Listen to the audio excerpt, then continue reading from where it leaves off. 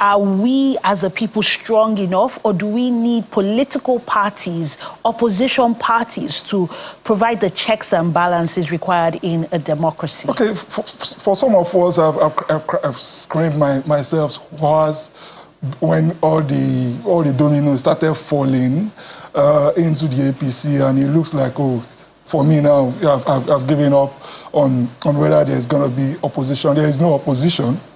There is no opposition, and there is not going to be an opposition. The most viable opposition would have been a political party. Another form of opposition would have been the legislature checkmating the executive.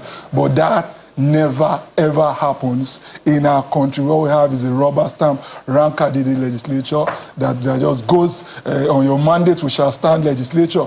So there is no opposition from political parties, no opposition from the legislature.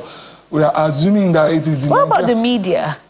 Are we strong enough to provide the checks and balances to hold this government, APC-led government, accountable? Yes, we have select media that are doing their best. Ordinarily, I would have loved sometimes what's happening outside of Nigeria with Fox News, checkmating CNN and MSNBC and things like that. It would have been a fantastic one if they can hold their ground like that. What we have Fox News devoted by hook or crook to the Republicans, and CNN and MSNBC devoted by hook or crook to the Democrats. That would have been very, very tough, because every person that goes into political office knows that either Fox News is going to come against me, or CNN or MSNBC will come against me. But Nigeria, it looks like we do not really have that. We don't really have strong media. Yeah, this platform is doing the best they can do. The other platforms, so I don't want to drop names, are doing the best they can do.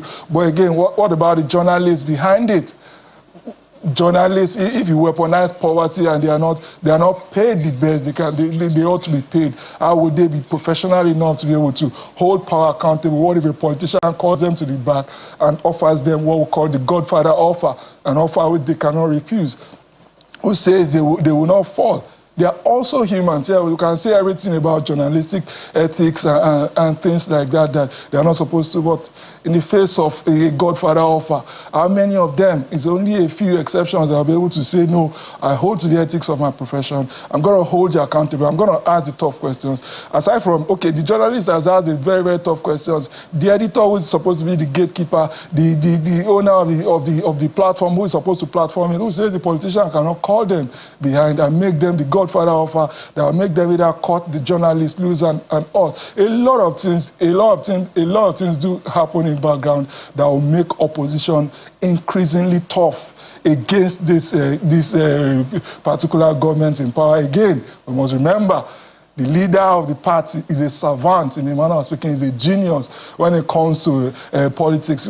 Anybody who can just be hypocritical and is insulting or do anything you want to say, but this person is a genius.